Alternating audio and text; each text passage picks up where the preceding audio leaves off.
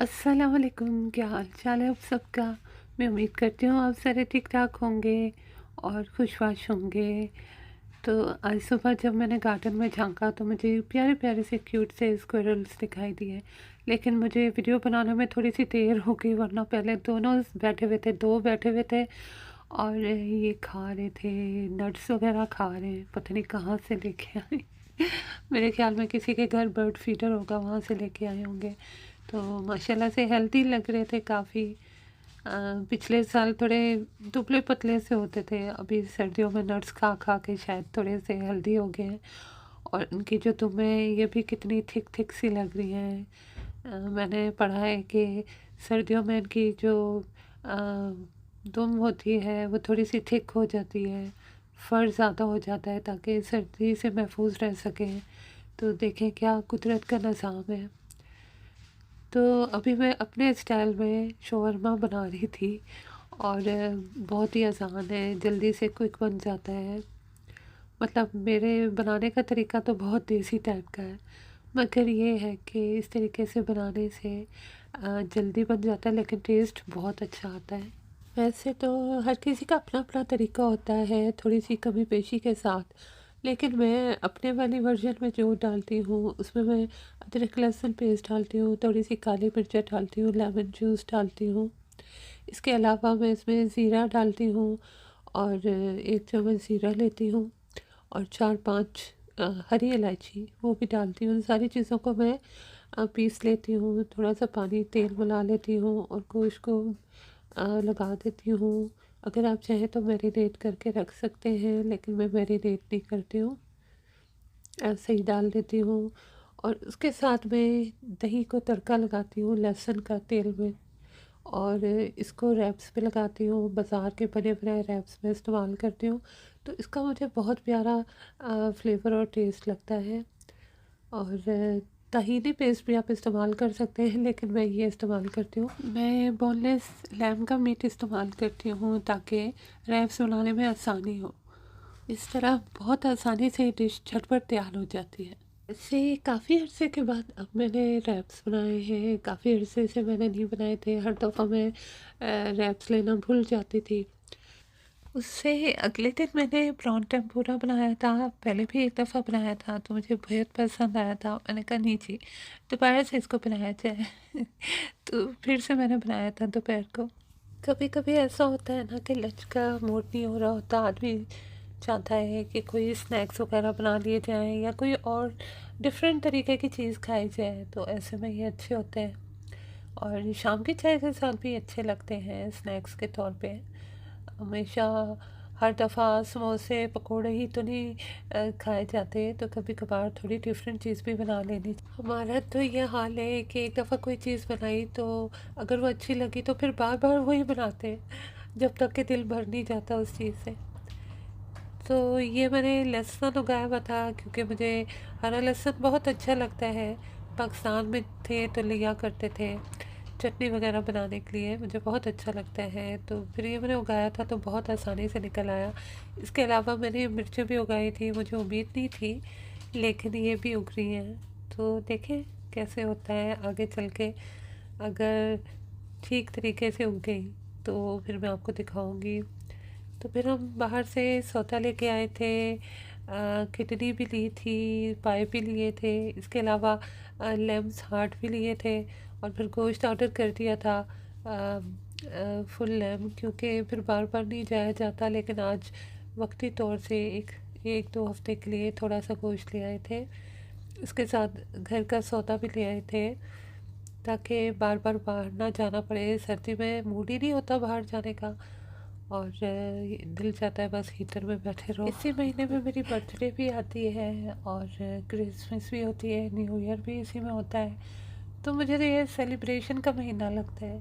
ये अलग बात है कि इस महीने में मुझे अच्छा भी बहुत लगता है, लेकिन मैं उदास भी हो जाती हूँ थोड़ी सी।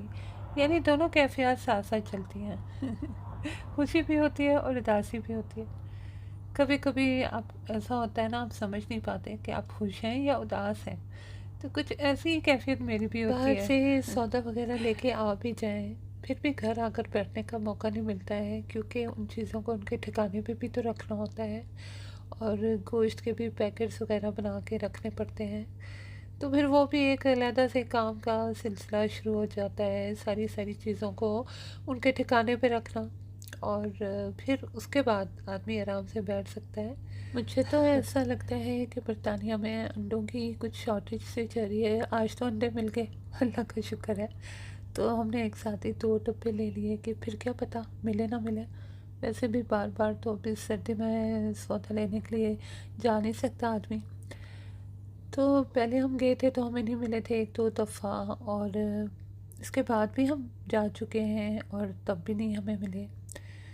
तो बस जब मिल जाए गनीमत है, खैर है, शुक्र है अल्लाह का। नहीं मिले तब भी शुक्र है अल्लाह का। तो फिर जो हम दही लेते हैं वो भी हमें नहीं मिला था, तो उसकी जगह ये दूसरे ब्रांड का ले आए थे हम।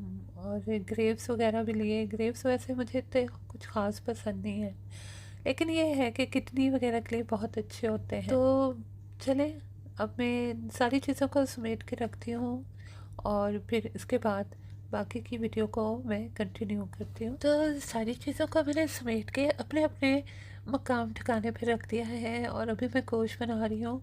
इस गोश्त को मैंने पहले ही उबाल के रख लिया था, और उसके बाद पके हुए गोश्त को मैं थोड़े से तेल में और मक्खन में फ्राई करूँगी, ताकि इसमें से हल्की सी खुशबू आने लगे। उसके बाद मैंने मोटा मोटा कटा हुआ अदरक, लहसुन और हरी मिर्चें ये इसमें शामिल कर दिए हैं, काली मिर्चें, नमक भी डाल दिया। बहुत ही जल्दी झटपट तैयार होने वाली ये डिश है, और जब भी इमरजेंसी हो और कुछ चटपटा खाने का दिल चाह रहा हो तो ये बहुत मज़े का लगता है और जल्दी से बन भी जाता है। उसके बाद सर्दियों और हलवा ना हो ऐसा तो हो नहीं सकता ना, ऐसे तो हालात नहीं। तो मैं सूजी लेके आना भूल गई थी, और बेसन पड़ा हुआ था घर में, तो मैंने कहा चलो जी इसी से काम चलाओ। तो फिर मैंने सूजी को भून लिया था। उसके बाद मैंने इसमें ठोक के चीनी डाली थी जी, और फिर को हल्का सा चम्मच चलाने के बाद मैं इसमें पानी शामिल कर लूँगी और हमारा हलवा तैयार हो जाएगा। वैसे बेसन का हलवा मुझे इतना पसंद नहीं है, मुझे ड्राई ड्राई सा लगता है।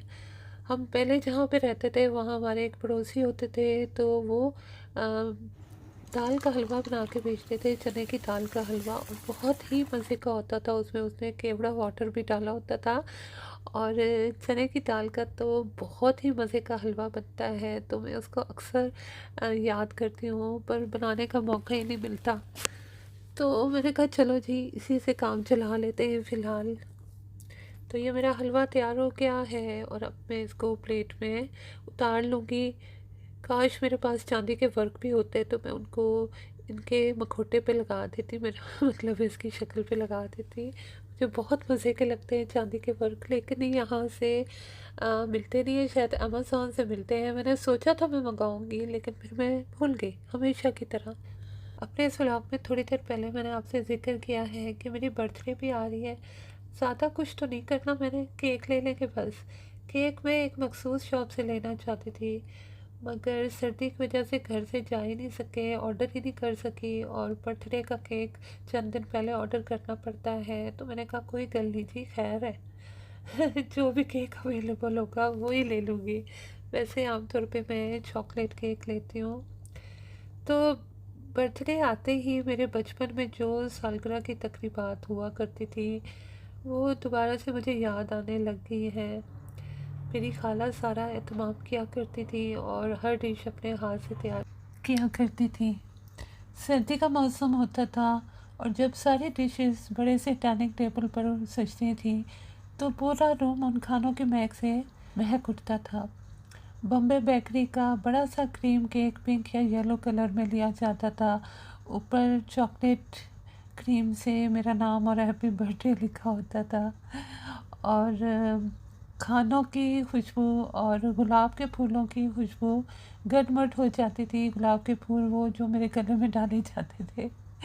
बाद में बहुत सारी सालगिरह आई और गुजर गई, लेकिन उस वक्त जो खुशी होती थी और जितने प्यार से चीज़ें बनाई जाती थी वो चीज़ नहीं भूलती है। तो पिछले दिनों हल्की सी बर्फ़बारी हुई थी, और बैक गार्डन में तो काफ़ी दिन बर्फ़ जमी रही थी। हालांकि मैंने हटाने की भी कोशिश की थी, मगर पूरी तरीके से कामयाब नहीं हो सकी थी। तो मैं वॉक करने के लिए निकली थी, तो मैंने ये वीडियो बना दी थी। आखिर में चलते चलते मैं बस यही कहूँगी कि मौसम की बर्फ़ तो कभी न कभी पिघल ही जाती है, लेकिन एहसास, रिश्तों और जज्बात पे अगर बर्फ़ पड़ जाए तो बाज़ औक़ात सारी सारी ज़िंदगी नहीं पिघलती है। तो आज की मेरी वीडियो बस यहीं तक थी। उम्मीद करती हूँ आपको पसंद आई होगी।